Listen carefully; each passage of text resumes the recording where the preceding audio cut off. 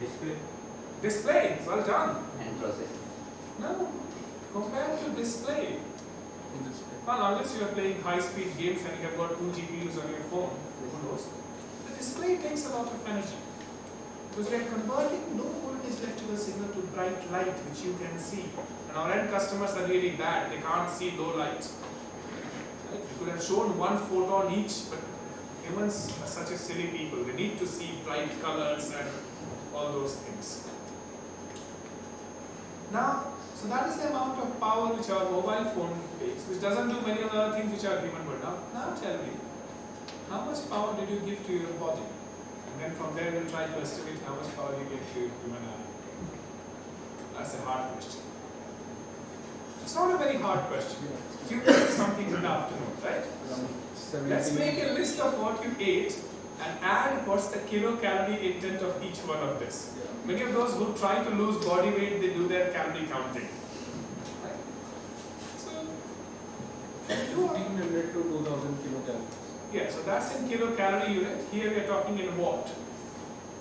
Let's convert these two and see how much energy did our eyes need. And remember one thing, my eyes are 24, well, at least for 12 hours, they're constantly taking pictures. Okay? And at least they're taking 20 pictures because I can see video. Well, so first and foremost, let's just compute how much energy was there in our food. And remember, not all of that goes to my eyes and a lot of it is excreted out of the body. So somebody said 2000 kilocalorie you ate. How much is that in units which we understand? Never thought I'm going to do this experiment. Right? Maybe we should make a chart of the amount of food which everybody eats. Come on guys, you have mobile phones, do a search. 2000 calorie in watt or something else. When it comes to finding the quickest route to Hyderabad, you are quick on your Google phone, right?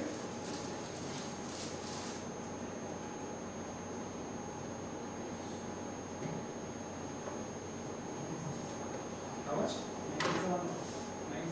97 watt is the number which I am getting.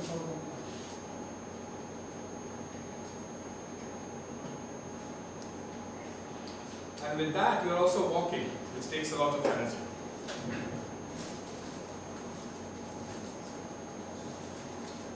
So the bottom line is that the human eye consumes a lot less power than a digital camera does for non-stop continuous operation. If you want to have fun, take your mobile phone and take a video, see how long does your phone last. Yes. So sir, conversion is like that. 2000 kilocalories converts into 8.3 kilojoule, and that could be said as 465 mAh. 465 mAh. So, and our phone usually charges 4000 mAh. So we can compare it. You can convert because there's a time unit missing there, but time unit you can pick of any time. But you will agree that the amount of energy which we have consumed is significantly lower than what your electronic devices consume. Particularly for imaging. And the quickest way to destroy your phone as well, the easiest way to measure was just take a non-stop video and see how long video you can record before your battery dies. So you can go to a station and if anybody starts troubling you while you're taking pictures of random people, you can just say, I'm doing an experiment. A German guy told me, what can I do? No? Okay. Now, the other thing which is happening with digital cameras is we're increasing the amount of things which we're doing with digital camera. We're increasing the number of pixels. And this gentleman now wants to apply software and AI behind it. Something more is taking power. And we are increasing the amount of energy needed. The more AI apply, the more energy we need. Good. Cost. Cameras, sensors cost $3 to $4 US. I don't think we can put a price on human eye. It would be wrong to put a price on them. It's not noise. We don't know what's the noise in human eye to be very frank. I wrote a couple of papers predicting what might be the noise. In digital camera, we have got fairly high noise.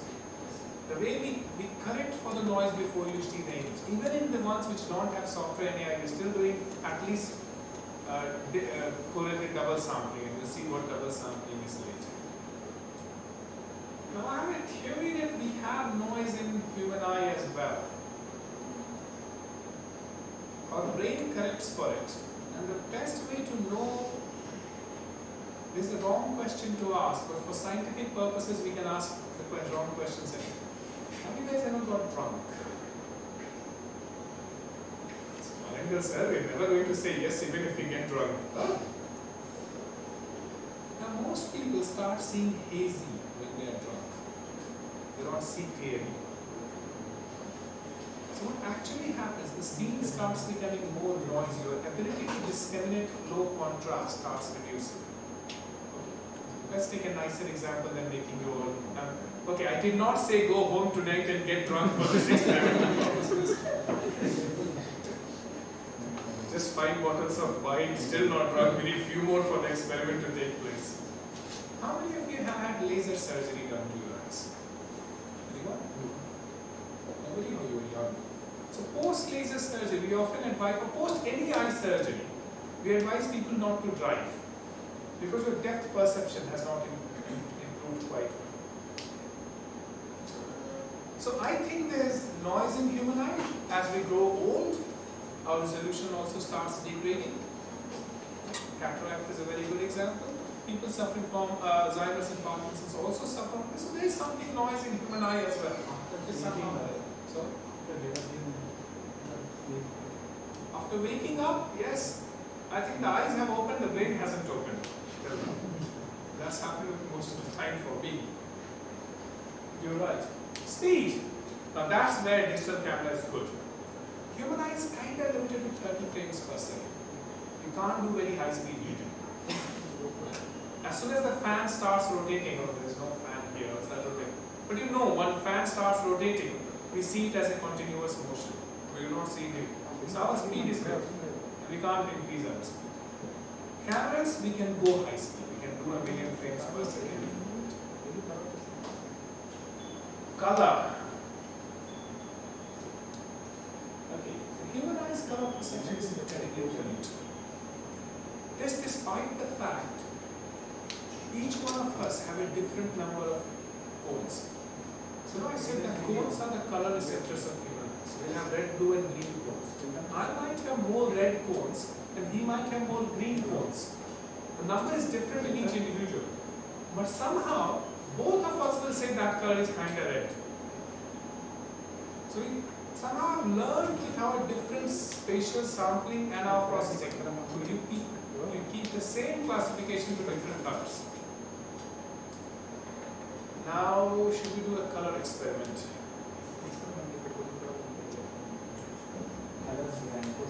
Now, I was going to do a color experiment with your phones, and I'm trying to see. The thing is, even I'm getting a very bland black color, which is the worst color to do any experiment with cameras. It's black, there's nothing more you can do. And all of you guys are getting boring color as well. So should we go shopping spree this today? Buy t-shirts of bright color. All those in favor of shopping? Even my girls are engineers, even they don't like doing shopping. Okay, generally our color performance is improving but is not as good. And I promise we will try to do color experiments soonish with your mobile phone cameras to see how good or bad it is. The other thing is, for human eye, we have got what is called as global shutter. Essentially, we take the whole scene as one image. So it's not that I start reading from that screen, that pixel, this pixel, and so on. Whereas most cameras have got rolling shutter.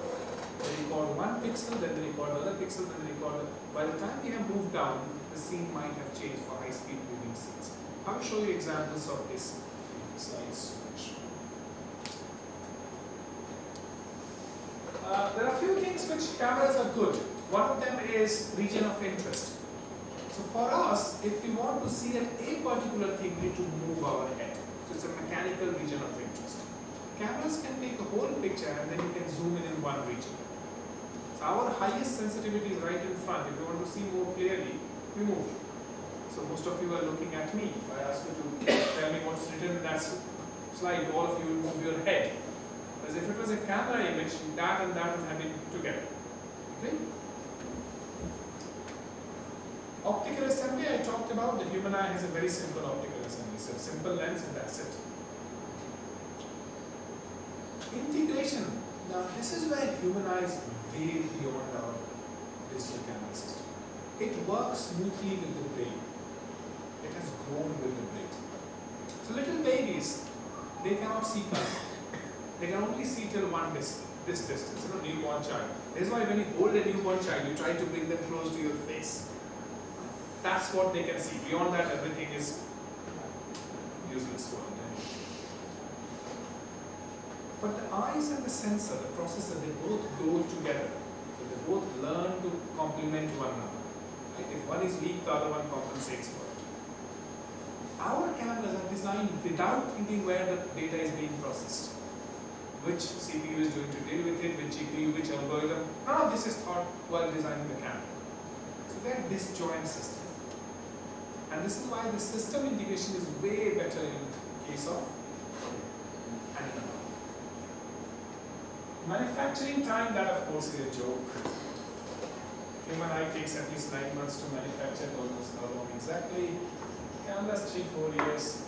But we have evolved over billions of years. We have reached to this stage over a billion years. Okay?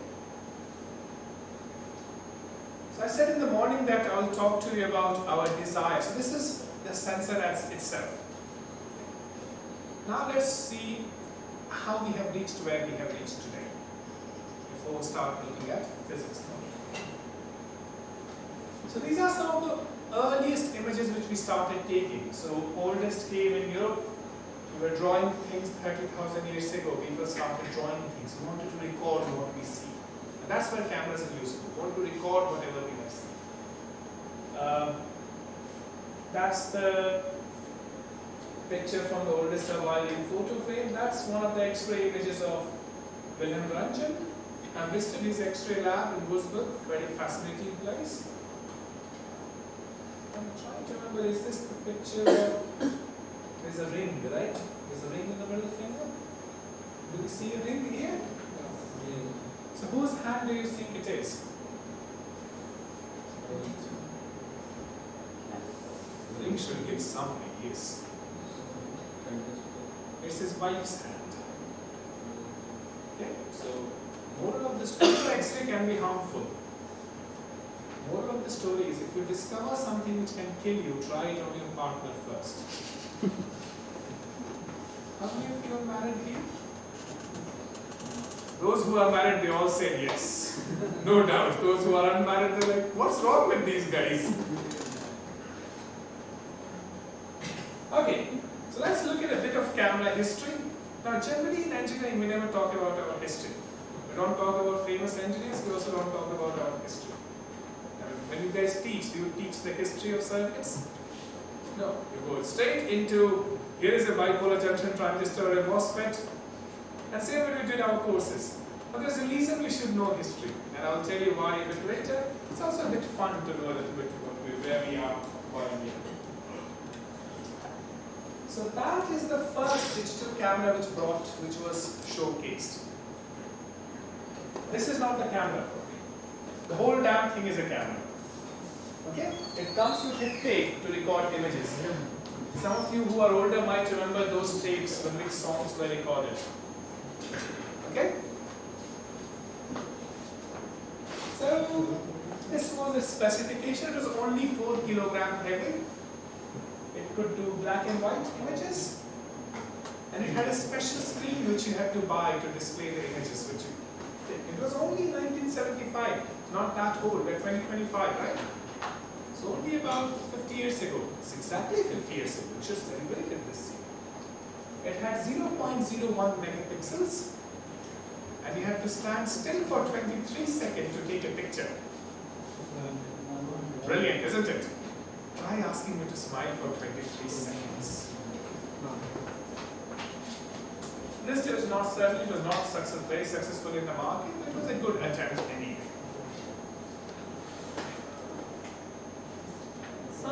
first consumer camera which actually became successful. This came in 1988, 11 years or 19 years. Now this was Canon Sharpshot. Only costed $1,000 with everything, because if you wanted the battery, the floppy disk and the cable, everything added together, it will be $1,000. Still very costly, right? We couldn't buy at that time. Are there anyone who was born after 88 in this room? Anyone born after 1988? One person. Oh, a lot of people. So this is before your time. Okay. We don't know anything about before our times. So this is what people could start buying. Now we're going to 1990s. A 0.09 megapixel camera costs about $995. And then very soon we are seeing things increasing in resolution. So until 1991 we have 1.3 megapixel camera. Now this is interesting. So look at 1995 Apple Quick Take. It could take 8 pictures. Because it had a 1 megabyte flash memory drive. 8 pictures, you need to pay $750 US. You can imagine why these cameras are the preserves of only rich people nowadays. Now, we're coming to the days of mobile phones. Now, cameras are being made in kind of similar technology to which our processor and memory is made. They are still silicon-based. Till this time, they are made out of an older technology called charge-coupled devices.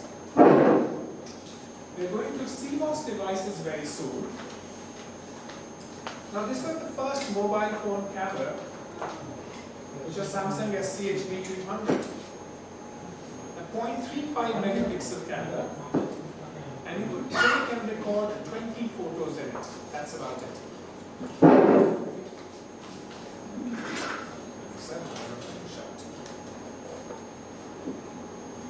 hope you can still hear me.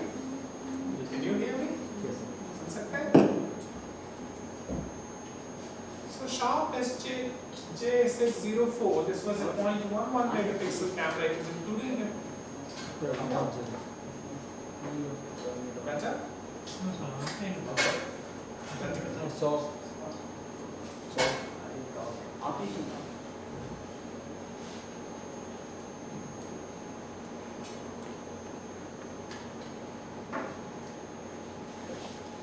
Is one of my interests. By now you have realized Ravi Tech Electronics will make.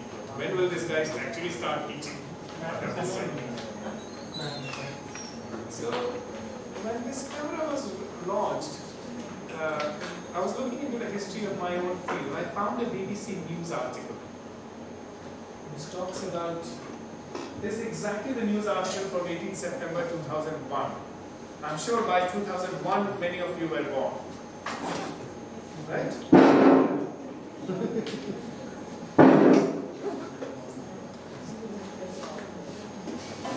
Maybe I should start talking in that house. To see in newspaper articles.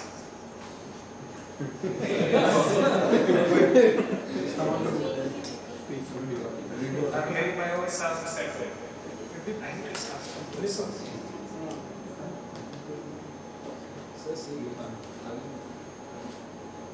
Sir, do one thing. That is needed only for his screen, right? Bring it closer to his computer so that we can keep very low volume there. Does that make sense?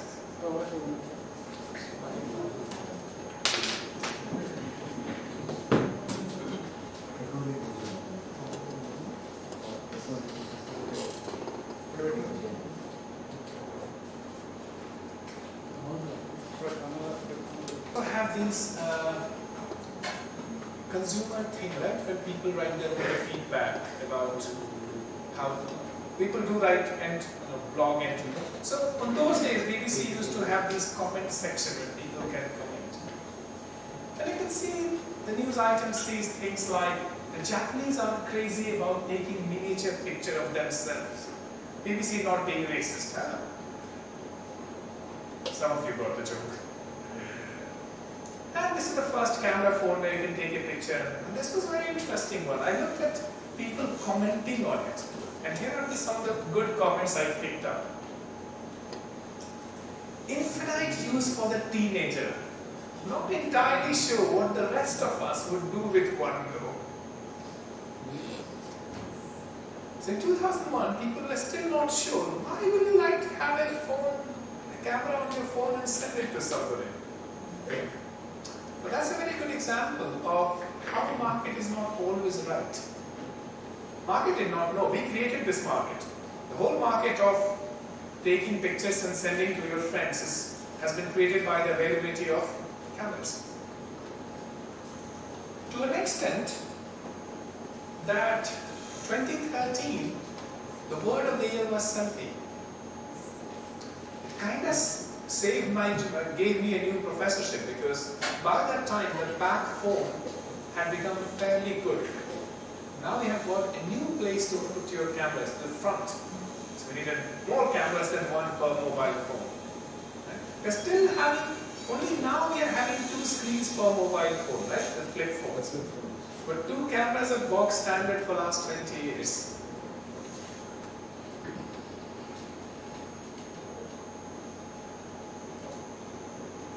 So the front camera in iPhone 4 was, it you started doing FaceTime, but I think the first Sony's flip phone also had a 0.3 megapixel camera. Now, none of this is factual in the sense that you can't use this for any patent fight between Sony and Apple, who did the first phone. So we'll take it as an academic record rather than using my word against one another. The question is, where did it all start? When did we all start taking pictures of ourselves? And I'll show you some examples. So many painters started painting themselves in their pictures. Very famous. So this is Velázquez, who has painted himself here. So in old days, rich people used to hire painters to paint themselves, right? For kings and queens. The only way for you to famous is if you can somehow paint the picture itself. So that's Botticelli, wherein he has painted himself here in the corner. The most nice looking person. Now, do you know any of these?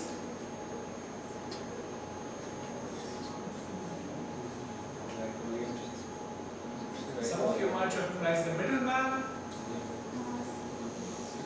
What was the first one?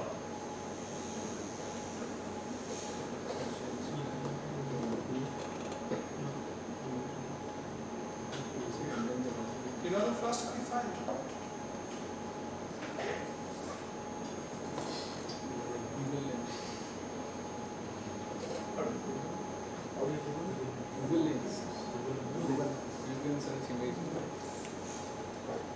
I was going to put another portrait, but I'm trying to see how quickly I can transfer this thing.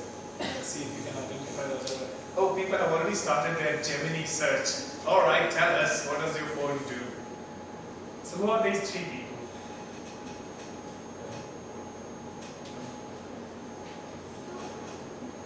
No? Not yet good enough? Second one is easy. Vincent van Gogh. Right? That is easy because of the lines which he used to draw. Okay, do I have Gazillion on it? Oh no, I have removed. Okay. Rembrandt. Okay. Let's stick to it. Now, even with earlier camera types, we used to the earlier mechanical cameras were daguerreotypes, which basically has silver halide films which come. People have already started taking pictures of themselves. Robert Cornelius, John Gabriel Maynard, and you can see people were somehow trying to take their own images. To an extent, Kodak actually sold a camera called Brownie Box in early around 1900, which can help you take your own pictures. You can use either a big mirror, or you can use pictures from your own self. And of course, you can use mirrors of different type. You know who that guy is? Another person? Stanley Kubrick. That's me when I was still looking young. From my own camera in 2002. And you know, people do crazy things to take selfies. That's not new either. That's 1966. A guy tied a camera to his feet, went up in balloon to take that picture. So any parent generation who tell the modern day kids, they have gone bonkers. People have gone bonkers for a long period of time. So you provided an option to take pictures, people will take pictures. Again, it's not a terribly new thing. With that as a background, so cameras are not new things either.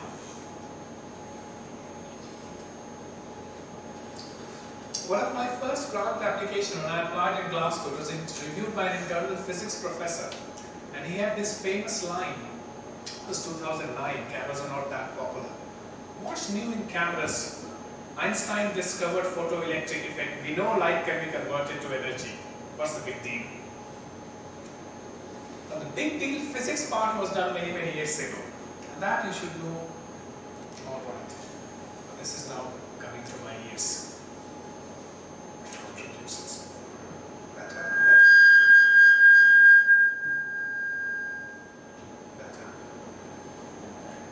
There's only so much finite capacity a human brain has to hear of their own sound. Unless, of course, you are a politician, then you can hear yourself the whole day. So we know that thing fairly well, don't we? Light falling on a metal or semiconductor will lead to, light has got energy of its own, each photon has certain energy. It falls on any surface, it passes on the energy. As long as the energy of the photon is more than the work function of the metal, it will give the energy to the highest electron in the outermost orbit. So the electron in the outermost orbit give the energy, and the electron will be free to conduct or free to move. And a moving electron is current. If you can move an electron, you have got a current. But if you can move a large number of electrons, then you have got a decent amount of current. So that we know.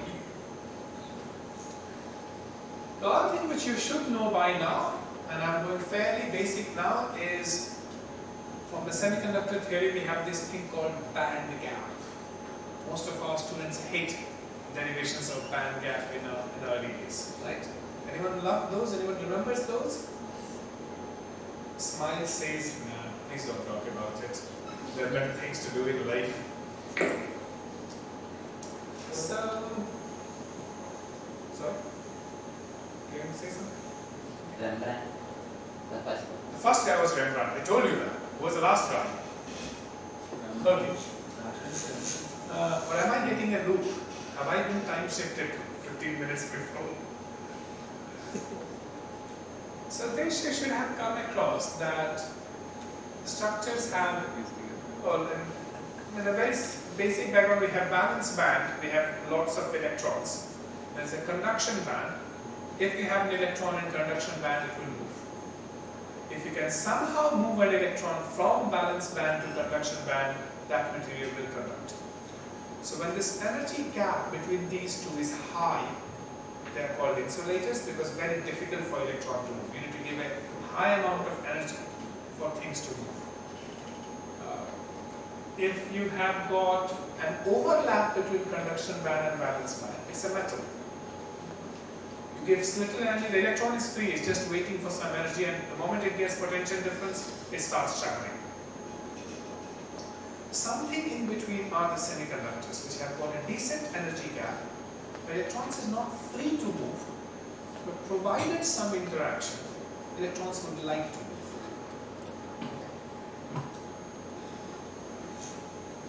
So if I give a photon with a certain energy hits the one in the middle, it's a semiconductor.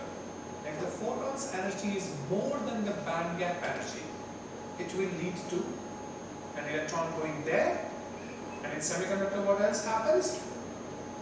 There's a free electron. Every time an electron gets formed, a hole also gets formed. So we form an electron-hole pair. Okay? So, and that tells us the first thing about photoconduction, or capturing light. If I can have a semiconductor whose band gap is such that, now, each wavelength of light has got certain energy. So what wavelengths can we see? We're trying to take a picture of things which we can see to start with. So what wavelengths can human beings see? Visible light, what is its wavelength?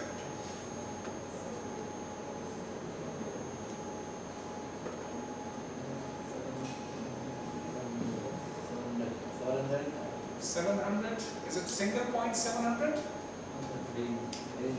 So white is not a color. It's a combination of colors. Right? So 700 watt. What unit? Nanometers? So somebody has done Google search. 380 to 790, did you say, or 780? 790. That's good. Look, it's perfectly fine to do Google search to find questions. We're not doing an examination. In my examination also I make it perfectly fine. You're going to, if you're working as an engineer, you should have everything to search for. I don't want you to remember everything. I don't remember half of what I'm talking about. So somebody said 380 to 700 something nanometers. 740. 740 nanometer, did you say 780 or 740? 780, 740. 390 to 750. 390 to 750. Brilliant. That's a brilliant answer because we're already being confused a little bit on where the boundary is. Okay? And you will know why we're being confused very soon. So anyway, so what's the energy of photon who is traveling with this wavelength? So now I will get, so it's 380, let's take for nicer calculation 400 to 800. We all love nicer calculations, right? What's the room temperature called? When you do calculations of room temperature, what do you take as room temperature in India? 27. Why do you take 27? Becomes 300 Kelvin, right? In Europe, when I came, everybody was doing calculation with 20 degrees Celsius. These are mad. Because that's the room temperature. You don't keep 27 degrees in a room, right? Because 293 is a difficult number to compute. But anyway, so let's take 400 to 800. Or we can take 350 to 700. Which means we have an energy, okay? There's the lowest energy and the highest energy of a visible photon. Let's calculate that now. So if you want formally, I will give you a formula. Essentially, we can also do hc by lambda, where h is the Planck's constant, c is the wavelength of light. And yes, you are going to compute. If you don't have pen and paper, work with your nearest neighbor. You're a bachelor student, you love pen and paper. Where are you a bachelor student? Here or in somewhere else? You're here. You can make your life miserable as a revenge of whatever has happened to me. Right, let's do the numbers. And you can use a calculator of any choice. You can even use online web page. So I just want to know what the numbers are. 3.1 electron volt to 1.55 electron volt. So I've got one number, please keep it in mind. So 3.5 electron. 3.1 electron volt at 800 nanometers and 1.55 electron volt, sorry, at 800. Yeah. So red. Which is red? What color is red? 7. So we said it's 380 to 750 or something. So that is the spectral range. So each color falls in that range. So red is the higher color. Okay? Has the lowest. So, Has the lowest. so red has low energy. Yeah. This is funny because we generally assume red color. People who wear red colors are people with loads of energy. We equate red color with blood. Right? Yeah. And I like red, so very soon you will see me. Today I was trying to be a bit formal. So the energy of red electron is roughly 1 point something electron volt. 1.7. And the other one, so I've got one number. Let me see another numbers.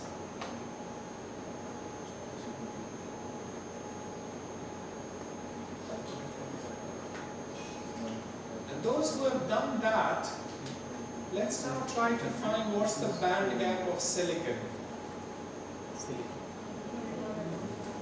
That answer I get immediately. That was part of the questions.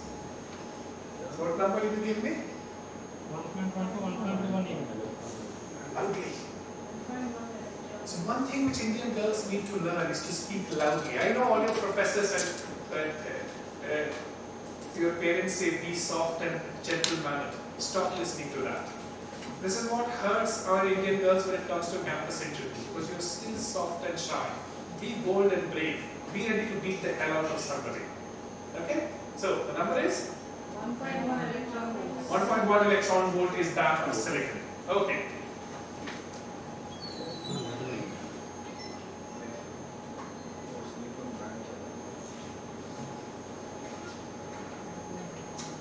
So band gap of silicon is 1.1 electron volt, which means if a photon comes with any energy more than 1.1 electron volt, an electron hole pair will be created.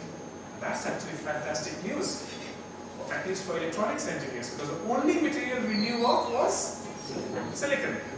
And we can look at band gap of germanium on that one. Let's find what's the band gap of germanium? 0.7. By 12, what's the band gap of gallium arsenide? 1.4 electron volt something. So that will not work that well. So by now you have done your energy calculations. What's your number? 1.65 1.65 electron volts, and per red. for red. What's the highest for blue? For violet it is 3.1. 3.1 electron volt. Now you see why we call it infrared, things which are lower than red in energy or in frequency. Like we have ultraviolet. But one thing is true. Our silicon, if we make a sensor using silicon technology, it will capture red. And it will capture blue as well, and everything in between. Okay? But more is the energy my photon passes to the electrons. More is the power which I will be accepting on the other side. Okay? And that's actually what happens. So if you look at the spectral response of, this is a classic silicon detector, you can see at around 1000 nanometer it starts falling down. Okay? So below this, it has a decent response. It starts falling down, it becomes zero. So very deep infrared we cannot record using silicon. Okay, so that's why you can't make an infrared camera, but you can use near infrared camera using silicon, but far infrared cameras you can't make using silicon. So that's the other end, one end of the story. But you also see this has started to fall down on this side. Keep an eye on the time.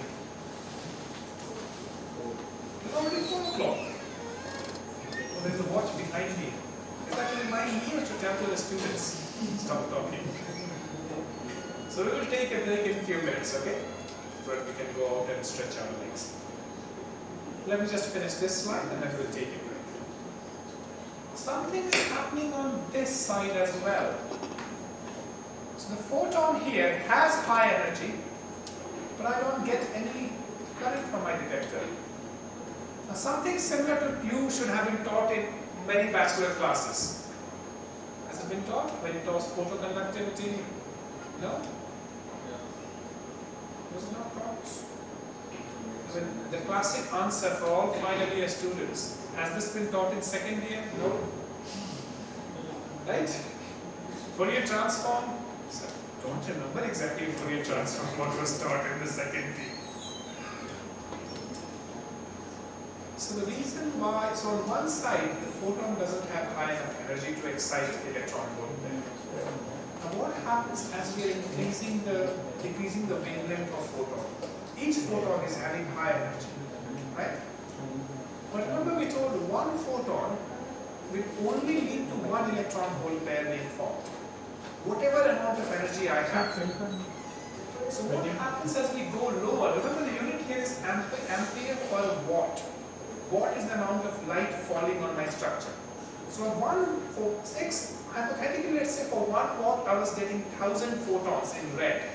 In blue I'm only getting 10 photons or 100 photons. So yes, my photon has enough energy to excite, but my number of photons has fallen down for the same amount of power.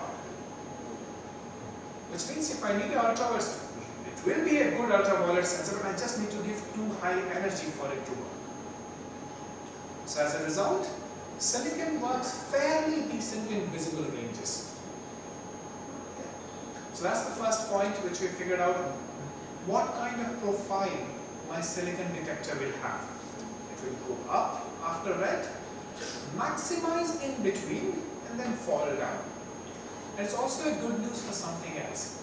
So at one side we said there is blue or violet, one side we have red. What do we have in between? What colors are there in between? Indigo is close to violet, right? So in between red and blue, what do we have?